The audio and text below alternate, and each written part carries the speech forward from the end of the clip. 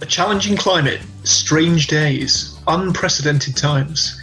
However we choose to describe it, there is no doubt that the coronavirus has brought upheaval and disruption to global society on a level that many of us have never experienced before. While there's much talk of the pandemic being a great leveller due to its holistic impact on day-to-day life, the truth is far more complex, with individuals, businesses and organisations feeling the effects of the coronavirus in a variety of different ways. The new normal aims to give these people an opportunity to tell their stories, assess the potential impacts of the pandemic on their lives and careers, as well as exploring the challenges and opportunities that have arisen from this era-defining situation.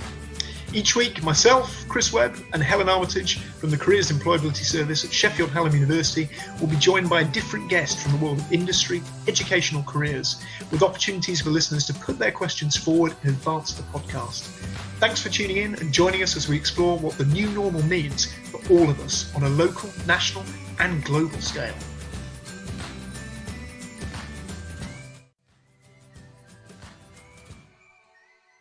A very good morning and welcome to episode 5 of The New Normal. I'm joined as always by my co-host Helen Armitage. Helen, we're in unbelievably week 7 of remote working. How are you doing this week?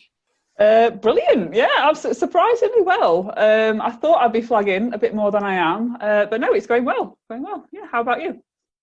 Yes, no comment. Definitely not as good, but no, still doing well, joking aside. So the last sort of few episodes, we've been focusing quite a lot on the HE sector. And so I'm pleased to say this episode focuses a little bit more on further education and some of the stuff that's happening within that sector. And on that note, we'd like to welcome Ben Owen, Deputy Principal of Barnsley College. Ben, how are you doing today? I'm good, thanks. How are you, Chris? How are you, Helen? I hope you're coping well. Weeks 6, 7, I don't know, it all merges into one now, doesn't it? Yeah. I'm surprised I remembered which week it was, yeah. Absolutely. It's impressive, Chris, yeah. Well, fantastic. So on that note, I think probably a good chance for us to start with our gloom busters for the week before we kick off the discussion today. So Helen, do you want to start us off with your good news story for this week? Yep, so I've got 2, as it seems to be normal for me at the moment. I'm trying to hold on to these positive news stories. And it's a bit of an aeronautical theme this week. So the Blue Angels and the Thunderbirds have done a flyover over New York City to salute the first responders in New York. And I think they've been around other places as well in the States. And also back here in the UK, the RAF have done a flypast for Captain Tom Moore's 100th birthday as well. So yeah, brilliant news, and especially Captain Tom Moore. I think this guy is just an inspiration for us all at the moment. Absolutely lovely stuff from Tom Moore. I saw, I think he'd had something like 120,000 birthday cards. Absolutely amazing. And mine sort of leads on a little bit from that as well, actually, and it's related to Jimmy Gittins, who's an ex-rugby league player who was paralysed from the waist down in 2002. And mentioned this week on BBC Look North that he'd been inspired by Tom Moore to walk 26 laps of his house. It takes about half an hour each lap, and I think the maximum he'd walked before on crutches was about 15 minutes. So it looked incredibly painful, but amazing. Again, raising money for charity, lots of great stuff happening there. Yeah. Ben, what's your good news story for this week? Well, I've got a couple of, because it's an FE theme, I've got a couple of FE good news stories that I'd like to share. One is around, as a college, we introduced Wellbeing dogs within the curriculum last year. We had our first one as a little Wellbeing pup called Annie, a little miniature German Schnauzer that we've got within our construction engineering. As you know, certainly that particular sector is quite male dominated, and young males find it difficult to talk about the mental health and well-being, and she's been absolutely fantastic and made a real impact to our young people in terms of getting them ready for exams. We've also got a second pup come on board called Gizmo, and in lockdown we've got lots of students that have still obviously got a lot of social anxiety, feel a little bit detached from the network, physical network at college. So we're continuing to do all our pastoral support, and the dogs are continuing to do virtual pup visits to some of our students that are quite anxious, which I think is absolutely fantastic. The feedback's been really good. And the second story for me is, as a college, we started doing direct entry this academic year. And particularly those learners that are at risk of being NEET. So we work with the council and the local schools. And I sat in with their learner forum last week, which was brilliant. So there was 3 young learners, all Y10 learners that are enjoying English in particular and maths, which is, considering some of these young people have not had regular contact with school, for at least a year, maybe in 2 years in some cases, are really embracing the new sort of virtual side of it. I think one of them said they like the fact that they can go to college in the pajamas, which was a positive for them, but they're really engaging, and I think that's a really positive thing for me. So yeah, a couple of good news stories there. Brilliant. Very jealous of the dogs, that has to be said. I know what I'm going to be putting forward when we get back to work, Chris. Yes, yeah. I can see a lot of these proposals coming forward from staff. So. Absolutely. It's increased productivity no end, I think. Okay, so we'll get started then, Ben. If you can just kick us off by telling us how the COVID-19 pandemic has affected you personally and your role as Deputy Principal at Barnsley College. Yeah, I mean, obviously, from my perspective, my role as deputy principal, I'm responsible for all development, making sure, obviously, that marketing, comms, recruitment is running.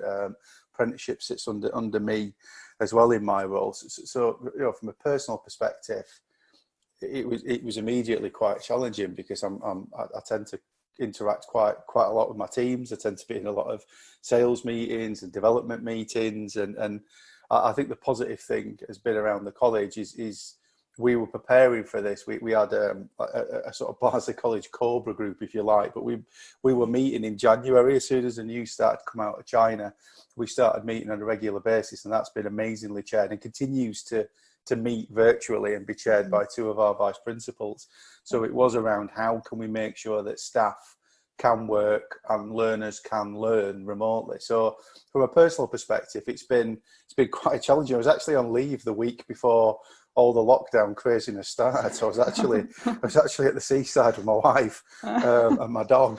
So I sort of came back into work, and it was a very different experience. But yeah, I think it's definitely strange working from home. I'm sure everybody in the country, like I said, week 6, 7, whatever week you are. I think my sister-in-law's week 9. She works for ISO at first. I think she's week 9 or 10 because she was working remotely, a lot earlier. I think it's just getting into the routine. I think one of the positive things, I've read lots of things from the Charlie Waller Trust and lots of things about how people can. So I have a little space in our house that I just work in, and then on an evening I pack it all away and make sure that I spend a bit of time with my wife. I suppose the positive thing is I get a lunch, which I don't normally do. So I get a lunch break, which is great. So we get to walk the dog. Obviously today's absolutely rainy, but we'll get out. And so from a personal point of view, my wife's been furloughed. She works for a really good company, and they've furloughed all the staff until the end of May. I think if anything, she's probably got it. She said this week she's having a little bit harder than I am, because at least I've got the the distraction of work, if you like, for 40 to 50 hours a week, whereas she's sort of she's sort of running out of box sets and things to do, really. So I think in many ways, I'm incredibly fortunate that the college has been really prepared for this. I think in terms of my role, not much has changed, other than the fact that obviously I don't necessarily wear a suit every day. But we still have board meetings. We're still, we had a meeting with our governors last night around our creative strategy for curriculum. We're continuing to meet as an executive team twice a day. I touch base with all my directors pretty much weekly, not daily, because I don't think I'm not the type of person that pays over people's shoulders as it is. But and then one of my directors suggested that once a fortnight that we meet up and we just have coffee and cake. So we've got that this week, which is nice. So we have different cakes and stuff and coffee. So in terms of my role, it's really carried on. I mean, our teaching and learning quality IT teams they're absolute heroes. In terms of preparing stuff so that our teachers can carry on teaching, and that for me has been the most positive thing. And it's, I suppose, like the title of this podcast, what is the new normal? I think one of the challenges that in my role is around planning and is around when we're going to be coming back. And I think it's difficult to predict. I don't know if you've seen the news overnight in terms of Germany, but obviously they eased lockdown, and then obviously the R ratings going back up close to 1, which is pandemic again. So I think it's going to be really interesting in terms of sort of guidance which, I'm in briefings daily around ESFA, DFE guidance around when do we think we're going to come back. I think the key thing for me is that our learners are safe, our staff are safe, everyone continues to learn, we continue to support our most vulnerable learners, we continue to support staff. And I think we come back when we come back, even though obviously the challenges around what that's going to look like when we do come back. Yeah, some really interesting reflections there, and I think that's kind of touched on some of the issues and some of the discussion points we're going to come on to in a second, actually, as well. So really interesting to kind of hear those first up, and how it's obviously affected you personally as well. Moving on to kind of some of the main discussion points I think we've sort of mentioned. I guess firstly, probably one of the things our listeners will be quite interested to hear about is from the perspective of the FE sector in general. You mentioned a little bit about what's sort of happening at Barnsley College and some of the things that have changed. What would you say is from your perspective, and maybe some of the challenges or some of the things that are going to affect the FE sector as a whole that have come out of the pandemic? Well, I think there's some positives and there's some negatives. I mean, the positives are people have adapted to this really well. There's I think there's a few colleagues that I've spoke to in different colleges that say you would never do this as an experiment in the real world, would you? You'd never shut the FE sector down and flip everybody online. I'm sure you're the same in terms of the HE sector as well. But I think the really positive messages that are coming out is that people are adapting to this really well and looking at innovative ways of teaching and supporting. I'm looking to sit on this Association of Colleges mental health group. So I was on a national meeting last week, and it was really, really interesting to hear in specifically around mental health and vulnerable learners, and I'm sure you've seen the guidance that the DFE have expanded the classification of vulnerable learners as well, which is young people that have been in care. So again, as a college, we've expanded that, the sector's expanding that. And it was just amazing to hear the stories around people are still continuing to do virtual counselling, virtual support sessions. The sector's still paying for meals. Some colleges are shipping meals out, food parcels out, to young people.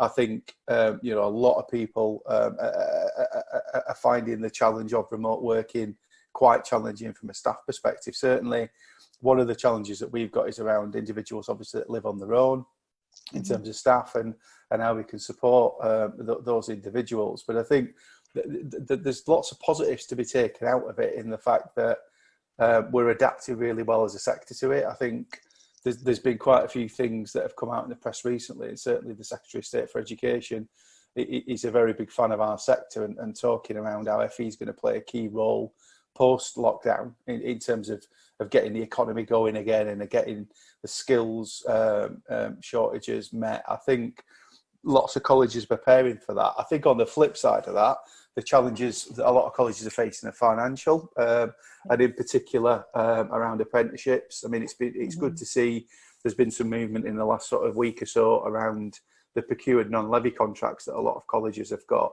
But there are quite a few colleges that obviously are rightly so expanded and went after the levy apprenticeship market. And as a result of that, certainly sort of areas like construction, engineering, obviously the care sector, they've been hit quite hard for various reasons. Construction, engineering, the industries are shutting down, the jobs, the sites are shutting. In the care sector, either apprentices are struggling to meet the off-the-job requirements because they needed 5, 6, 7 days a week, or in some really sad cases, some of the apprentices were actually contracting COVID-19 themselves. So it's a real challenge, not just from a finance perspective, but obviously from an emotional perspective for a lot of the colleges, because they're their apprentices and the feeling the pain like everybody else is. So I think that there is some stark challenges around funding. I think we have been quite fortunate in the fact, like you said, that the DFE were quick to respond around grant funding. So as grant funded organisations, they've been quick to secure our adult education budget. They've been quick to secure our main sort of 16 to 24 delivery budget. But I think apprenticeship still remains a real concern for the further education sector, and in particular the private training providers. Yeah. They play. There's lots of outstanding ITPs that play a really key role in our skills strategy as a nation, and they're really struggling at the minute with that. So I think it's a sort of balancing act of great opportunities, people really, really embracing the new ways of working. We're finding learners that that had not engaged, or we were struggling to engage with, certainly after the Christmas break, of coming back online and really engaging in this world. But then on the flip side of it, balancing the support required for staff and students, albeit in a diminishing budget pot that a lot of colleges are facing. You know, so it's a real balancing act at the minute. Yeah, it's very interesting to hear about the apprenticeship side. Actually, that's going to be what the focus of one of our next episodes. So we're certainly going to pick up some of that stuff, particularly around independent training providers. And on sort of a slightly related note, in terms of the vocational education side, we actually had a question from Rachel Crowder from our HEPSI outreach team in relation to TLevels. And I know we've spoken about this previously, but what Rachel was interested in knowing, and the team were interested in knowing, was kind of what's happening from your perspective in relation to the T-level delivery. And is that still planning to go ahead as scheduled, or have you heard anything different? Yeah, I mean, we our principal received a letter, as did every principal that was leading the T-level launch from September, from the MP Gillian Keegan, saying that basically they're going ahead, albeit with perhaps a more flexible approach in terms of numbers, and obviously the challenges around CDF to make sure that they've got the employees that can have the work experience. But I think, again, you know, it's a 2-year program. If we can start the training quite quickly, and if we have to backload some of the work, the higher level of work experience, we can do that at the back end of year 1 or year 2, you know, because by then we hope everything will be relatively normal. But yeah, from our perspective, you know, the building that we're developing for our digital T-level offer and our digital campus, that's still continuing on track in terms of refurbishment. And we're still continuing to receive the support from DFE. So yeah, I think while there was a lot of speculation around whether T-levels would continue, the guidance is really clear from central government, is that they will. I mean, there's been a lot of investment into this program, and I actually think, you know, they've got a real valid place within the FE offer. So I think, you know, as a college, we were really pleased to hear that they will be going ahead, albeit it might not necessarily be the cohort that we planned in terms of numbers, but we are continuing to interview, we're continuing to receive applications as a college, so we're continuing to support young people. Yeah, that's really great to hear, actually, that in these kind of upside down times that you've been so adaptive and flexible, and you're continuing to change and meet those needs of students that are wanting to do those courses. So that's really great to see. Just kind of leading on to that, really, and you've kind of discussed this briefly already, but how has Barnsley College adjusted to the new normal for both staff and students, and how has this been received by both? Well, I think, like we said, we were planning this for a long time in terms of not necessarily, you know, planning to go out completely online, but we were planning certainly since the new year around what do we need to do if we have to shut the college down. We've launched our learning technology unit, and our quality teams and teacher learning teams had launched a big initiative this year around every member of staff becoming an MIE, so Microsoft Innovator Educator. So we wanted to get them really using the Microsoft products that we license. Yeah. And as a result of that, we prepared a lot of material online. So I think one of the things that's amazed me about how easily people have adapted to it is that from effectively we sort of shut the buildings, if you like, on the Friday, and then on the 23rd we just opened the sixth form again for vulnerable students, for any student that didn't have any kit. But we pretty much from the 23rd of March flipped to a complete online timetable, and it has been timetabled. I speak to other colleges that have not necessarily gone this far, but we're measuring attendance. We've done over 350 virtual learning walks in the last 6 weeks, which has been phenomenal. So each student has effectively the same timetable they would have if they'd have been in college. It's taught by a different teacher. It's absolutely, looking at it and looking at what the staff have done has been nothing short of awesome, really. I mean, I think that we were able to measure progress still. Like I said, we're able to measure attendance.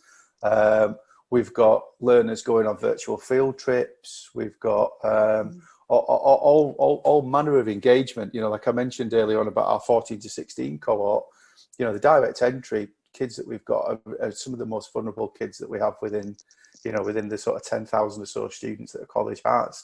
Yeah. But actually, they've really embraced this. We've continued, in terms of the kit side of it, we challenged our heads of curriculum probably about 3 weeks before we locked down to identify learners that may not have access to either a laptop or the internet online, at home, should I say. And what we've done there is we then went through a process of repurposing all the laptops that we've got within the college, all the IT kit, so that all our students pretty much had some form of access to the internet. We've even gone as far as, through the Learner Support Fund, topping students' mobile credit up. So if they're accessing learning through the smartphone and they're not able to get the free data, or they haven't got Wi-Fi at home, we're continuing to support students by doing that. Our IT team do actually have a little bit of a remote presence in terms of they've actually been out where a learner's laptop's broken. We've gone and swapped it within the day. So, you know, again, keeping social distancing measures in line, but we've gone out and done that for students and for staff as well. So I think, you know, as a college, we've really responded well to it. And I think it's the challenge for us now is, and we sort of use this line a lot, but it's, when we come back, we don't see us as coming back to the same college. We see us as opening a new college, and that new college will have a tremendous amount of online learning. And in terms of our apprentices, we're continuing to support employers. We're continuing to assign apprentices up. We've had 13 apprentices that have gone through virtual endpoint assessment to date, which has been great. We're continuing to challenge some of our endpoint assessment organisations that have not yet responded to this, so that, you know, there's some apprentices that won't be able to go through that endpoint assessment process because there isn't an online version of that. So we're continuing to support those learners and those employers. And actually, we've had some really good feedback from employers saying, we just didn't expect you to continue to provide this level of support. If anything, I mean, I'm talking to 2 employers this week, but I'm continuing to touch base with stakeholders. So I meet with the council regularly to look at what support we can offer to businesses. I had that meeting last week. So I think as a college, we have pretty much made that sort of jump virtually. I do hear that some colleges have not necessarily had the infrastructure or resources to do that. But again, I think that comes back to, you know, the difficult conversations around finance and investment. But, you know, from our college perspective, it's pretty much business as usual. I think up to date so far, we've been looking at, in our a virtual sixth form as it is now, it's not a real sixth form, it's a virtual sixth form. We've been having 98% attendance pretty much each week. We've continued, I think a lot of people have done this, and I'm sure you have, Helen and Chris as well. Easter wasn't really an Easter break for the first time forever. So we continued to support people over Easter. We continued to deliver content, to support students. And staff were doing that, you know, absolutely. You know, staff that had got leave scheduled, we're trying to work around that to help students out. So I think, yeah, as a college, we've responded well to the challenge. We're not immune, you know, to the challenges around non-levy and apprenticeships, and that is a real concern around our financial planning moving forward, in the fact that not necessarily for our own capability, but it's around how we support employers in the sectors that we service, because we'll probably be, the fact is we'll probably be back and ready quicker than some of those sectors. And certainly around, like I said, some of our SMEs as well, is just around supporting them to make sure that they can access training, they can access upskilling, that we can help them with recruitment for staff and stuff. So yes, so we're really at a point, you know, where we've done the full digital switch over, and it's running, touch wood, it's running relatively smooth. I think you've really highlighted there the sort of that additional value of FE colleges in terms of that sort of civic agenda as well, supporting kind of local businesses, supporting local individuals, vulnerable individuals. So I think that's really great to hear all that's happening. I mean, you mentioned a little bit earlier, obviously, about the Wellbeing pups, which we're already obsessed about. And I think, you know, there was kind of a wider point there, I guess, around the fact that there's some anxiety, understandable anxiety amongst young people, given what's happening at the moment. And I guess particularly in terms of things like GCSEs, A-levels, BTEC, applied generals, other vocational qualifications, and maybe not being able to finish those. How would you say the response has sort of been from staff and students in relation to what's happened with the exams this summer, and sort of what's being done to, I guess, mitigate against that?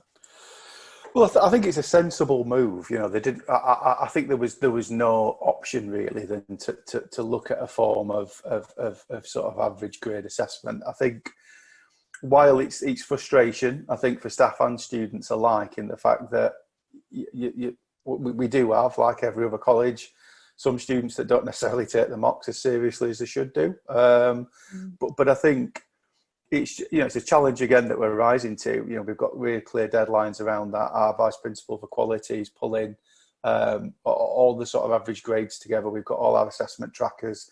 Like I mentioned to you earlier, you know, we're still managing to measure progress as well as attendance within each of our subject areas for our students. So there is, I think there's a sense of acceptance in the fact that, yeah, how else are you going to, you know, conclude this year? I certainly think, you know, the other things that we're talking about, resitting a year, that's bonkers. You know, students shouldn't be penalised, you know, for what, you know, for a global pandemic. And I think the vast majority, by the time that we locked down in March, for the vast majority of our students, they'll have completed, you know, a fair chunk of their programme in any case. Yeah. So we're just continuing to support those students.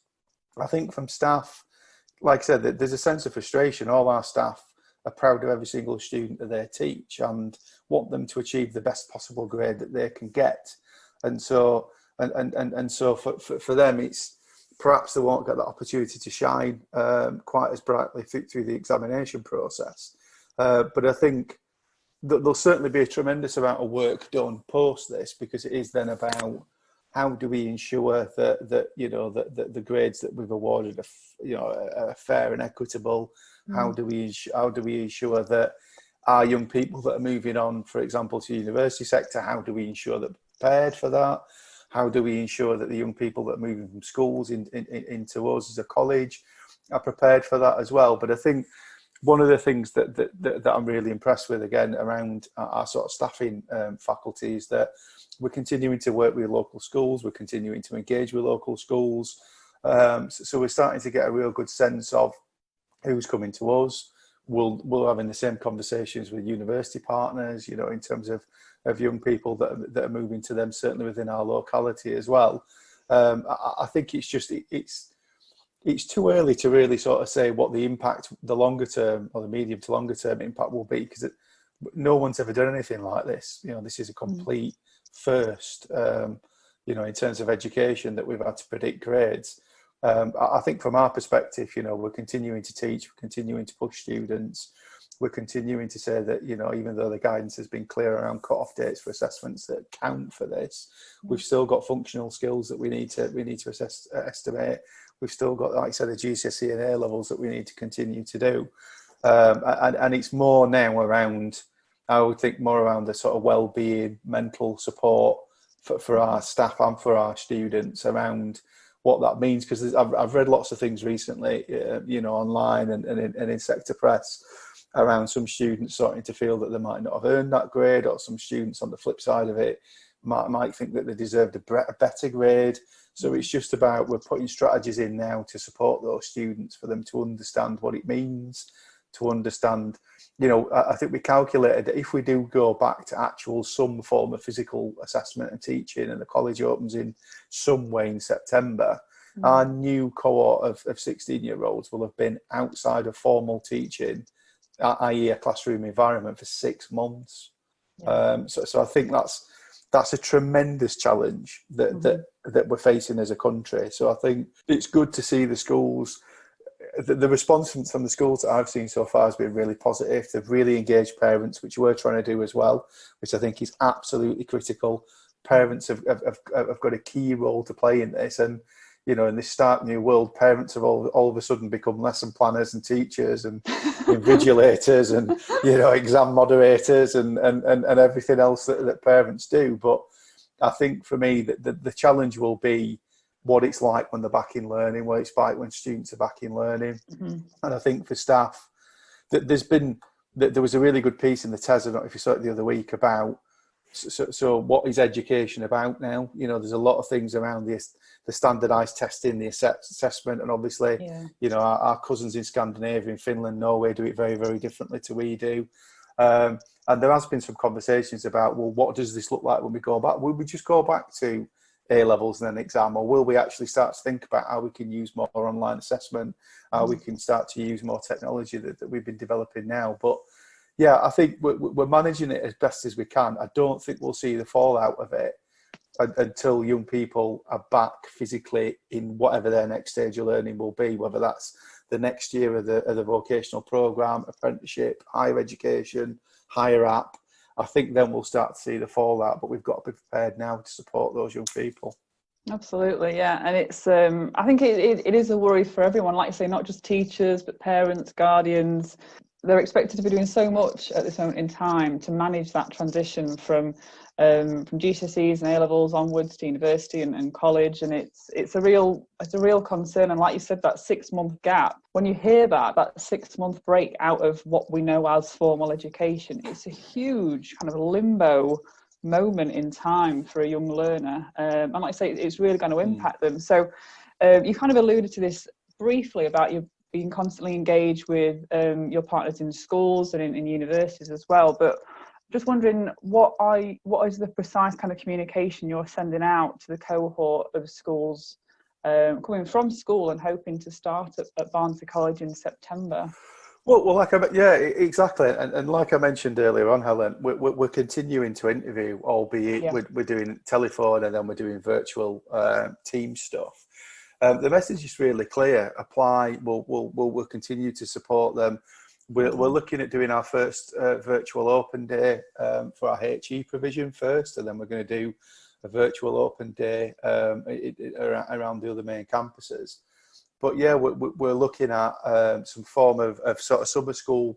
Like I mentioned, the acclimatisation is critical. And it's not acclimatisation back into the old normal, it's acclimatisation back into the new normal. So it's not just going into 16, 18 hours of the classrooms or workshops, but it is, we're looking at how we can do something over the summer to continue to keep our potential new young people's minds active. And you're right, 6 months, I mean, it's a tremendous, 6 weeks is a long time for someone to leave school, finish school in May, do the GCSEs and then come back in September. And there's always that few weeks of haze that, the young people have been out of learning for a couple of months. This is proper unprecedented stuff for us. So we're continuing to interview, we're continuing to recruit, we're continuing to engage with parents and schools, and we are looking at how we can do some form of pre-assessment. And I think it's safe to say that when we do come back, whenever that will be, September or whenever, it will look very different and feel very different, because obviously we've got to support those young people in getting back into the sort of mechanics, the bare bones of sort of challenging themselves, because there will still be some talk. We talk about how learning is going to be consumed moving forward. So there's the knowledge, there's the skills, and there's behaviour. The knowledge and the knowledge and the behaviour element of it, we can do some of that virtually, but the skills element of it and some of the behaviour will need to be done face to face. So there's a whole debate going off at the minute about how we make that happen as a sector, but I think from our perspective it's business as usual, albeit with a very slight different twist on how induction looks like. Yeah, definitely. And just in kind of linking to that, we had another question from one of our listeners, Rachel Crowder from our HEPSI team, who asked, do you have any advice for students who have not yet applied for further education, and how you're going to be handling these applications? So again, I'm guessing what you're saying is apply as normal. Apply as normal, absolutely. Yeah, apply as normal. We have. We can support them online in terms of careers advice, but absolutely, if they want to have a chat with us, there's the online, through the website, they can get in touch with us, and the careers teams will support those young people. But what I would say is, apply as normal. We're still seeing a good steady stream of applications coming in every week, and we're just processing them as you would expect. Obviously, the letters are not going out as you would expect, but we're continuing, through email and through text and by phone to arrange appointments and continue to support those young people. Brilliant. Okay, Ben, so in terms of, I suppose, the final question we've really got to kind of pose to you, and I guess thinking a little bit about the future, and as you mentioned, there's quite a lot of uncertainty about what might happen when students are actually back in colleges and back in the FE sector. But I guess moving forward and thinking back to what might be some form of normality, can you provide us with any insights in terms of how you think the FE sector itself is kind of approaching this problem, and maybe what some of the features of the new normal, in inverted commas, might look like? Well, I think I've sort of touched on this a little bit throughout it already, but I think a lot of, certainly if I look at us as a college, we're already starting to plan what that will look like. Not necessarily the date, but what we will need to do to enable that to happen. So, if we open in September, there'll be a tremendous amount of work need to be done in August, July and June and possibly May. I think what we've talked about is around how, I think I mentioned in Helen's last question around the knowledge, skills and behaviour side of it, is that we're already starting to look at how we dissect that programme. So we started to say, well, the teachers that, are appearing a lot stronger in this online world, how can we support those teachers to continue delivering in this way? Because we're getting great engagement, we're getting good progress measures, we're able to quality assure it, we're able to walk through a lesson, our coaching teams are able to feed back and continue to develop and coach our teaching faculty without physically seeing them. So we started to say, well, what does this look like then? So could a teacher from their home office deliver a session to 3 cohorts of apprentices in different businesses, to a group of learners that are working from home at that point but are still learning, and to a classroom full of students that are actually physically sat in the college? So we're starting to look at how we can change that, how learning will be consumed moving forward. I think, we always, for all the years I've been in education, we've always talked about technology moving faster than educationalists. We could never catch up to how young people engage and consume information. Whereas now we're actually, not saying we're never going to catch up, but we're actually, closing the gaps. So from my perspective, I would hate to see, like I've said before, we're getting into the mindset and getting our senior managers and our heads of department into the mindset that we're not going back to the same Barnsley College, that we're opening a new Barnsley College when we go back, and that new Barnsley College will include a tremendous amount of online resources, online learning. Speaking to our creative arts students, so they're our final year vocational art students are doing their end of year project. And the feedback from them, we did a lesson walkthrough, and the feedback from them is, we want this to be like this moving forward when we're back in college.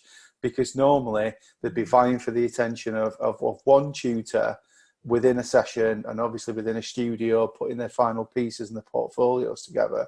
Whereas through the online learning platform, they can interact and they get more one-to-one time with the tutor, more critical feedback from the tutor around their end of year project.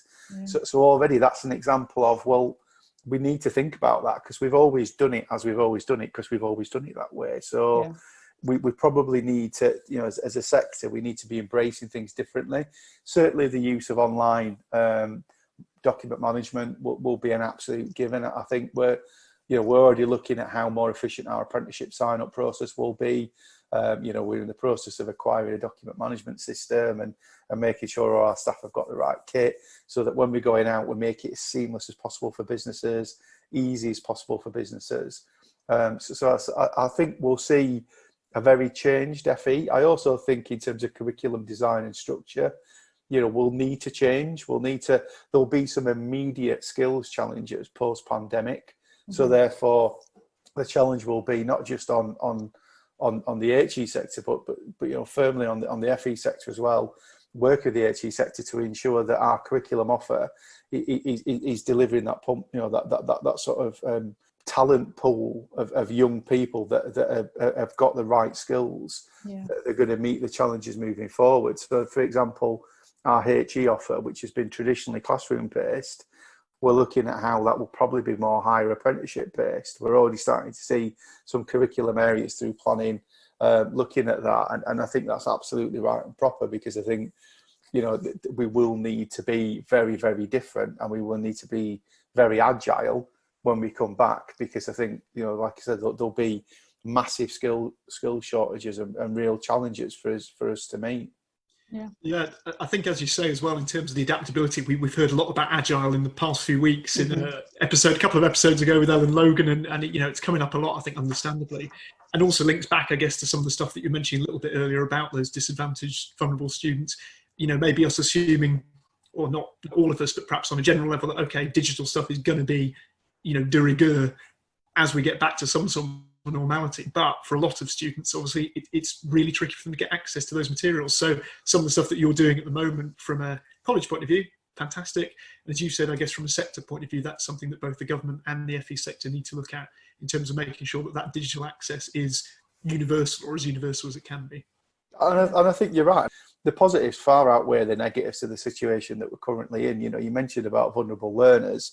We're seeing through our safeguarding team, learners that would engage with our safeguarding teams are engaging a lot more through Microsoft Teams and a lot more through the virtual chats because they feel more comfortable in that environment.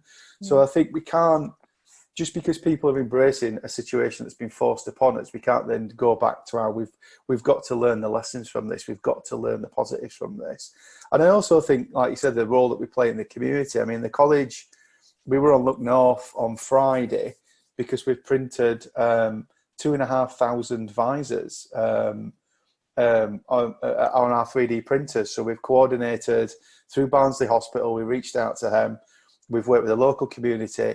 That for me, again, that community cohesion about what colleges should be and are being in many communities, I think needs to be further pushed. Yeah, brilliant. I think everything you said is really positive, and it's so great to hear that it sounds like kind of spearheading the sector a bit. It just sounds absolutely brilliant and really positive. So to kind of bookend the podcast, we like to start it with some positives and kind of end it with some positives because we're all, happy as Larry here. So I just wanted to know if you had any kind of advice for career professionals, job seekers, or any kind of interested parties about what you think are some of the useful steps that people can take now to stay in touch with developments related to COVID-19, or any advice for individuals looking to future-proof for the post-COVID-19 world. I mean, I think in terms of FE jobs, I think one of the things that we've talked about is that we need good people now more than ever. So I think we're continuing, we've got vacancies, even though, every college will be looking at pounds and pence and saying, do we need to recruit that person? Well, TLevels are a perfect example of that. We need to recruit people from industry that have got that expertise. We're not going to stop recruiting people. So I think in terms of sort of looking for a career within FE or just in general, there will be opportunities. I think for businesses, it is about how you embrace the fact that the traditional job descriptions for me need to be reviewed. I think it's more about what people's skills have got. I mean, certainly when we've recruited people, it's less about necessarily, the resume. When you're looking at how what skills they have got, what can you train and develop people into?